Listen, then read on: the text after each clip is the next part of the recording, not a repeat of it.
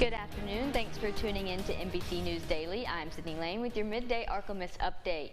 The record travel rush, well, we just learned Friday was the busiest day ever at America's airports. And now a new issue involving those 5G cell phone networks could cause new problems, including delaying your flight.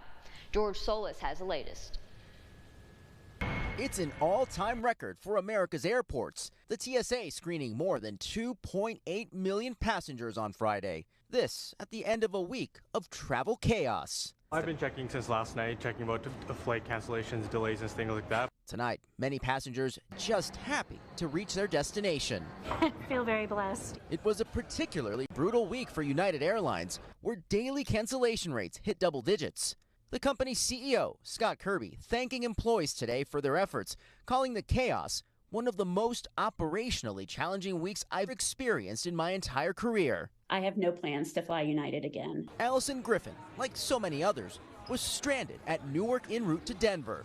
One $800 Uber ride to Washington Reagan's National, and a flight later, she's home, but outraged to find United's CEO took a private jet. The exact day that I was scrambling around Newark Airport, the CEO was on a private jet making his way to Denver, likely without much trouble at all. It is unfathomable. Kirby apologizing in a statement saying taking a private jet was the wrong decision because it was insensitive to our customers who were waiting to get home. Further fueling some concern for flight-fatigued travelers is the launch of 5G cellular systems near major airports and the possibility of radio interference, mainly during bad weather, on about 20% of planes without the necessary technology upgrades. It's not going to mean that all of those planes can't operate, but it does mean that they might not be eligible for certain routes, and that does have the potential on certain airlines to lead to more delays and cancellations. Transportation Secretary Pete Buttigieg says airlines had more than a year's notice to update aircraft technology to ensure minimal impact.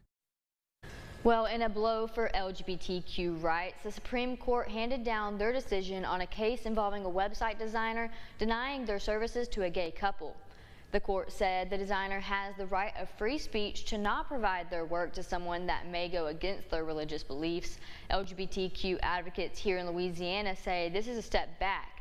The vote was 6-3 with the liberal justices dissenting. Some worry this will open up a lot more businesses to deny services to people they don't agree with. We look at the letter of the law and we look at the decisions that were handed down.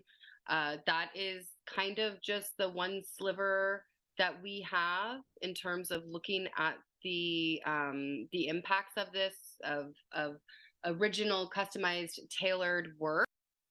29 other states have protections against this kind of move, but now legal precedent could allow them to evade punishment. No such protections exist in Louisiana. And now, Storm Tracker Doppler weather with meteorologist Chase Ward.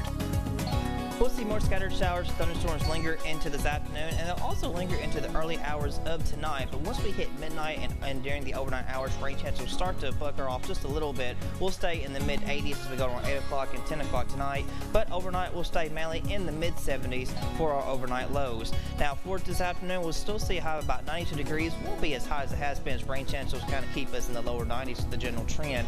Winds will stay out of the southwest. For tonight, we'll see a low of about 76. We'll see some lingering showers, thunderstorms possible. Rain chances overall only around 20%, as they'll be mostly lingering and ending. Winds will stay generally out of the south, fairly calm. For tomorrow, we could see some isolated showers and thunderstorms. Can't rule out the possibility of these storms becoming strong or even severe, but it will be mainly in the Mississippi River Valley towards the east, but most of the Ark-La-Miss will still remain under a marginal risk for severe weather. For tomorrow, rain chances at 40% and winds will stay calm out of the south. As we look at the 7-day forecast, rain chances will persist throughout much of this week, but it will generally keep those temperatures in the lower 90s, so there is some relief from the heat, unlike it was last week. But as we go into this weekend, rain chances start to bucker out a little bit by Saturday night, and on Sunday we'll see temperatures starting to warm back up to the upper 90s into next week. We'll see our lows stay generally in the mid-70s.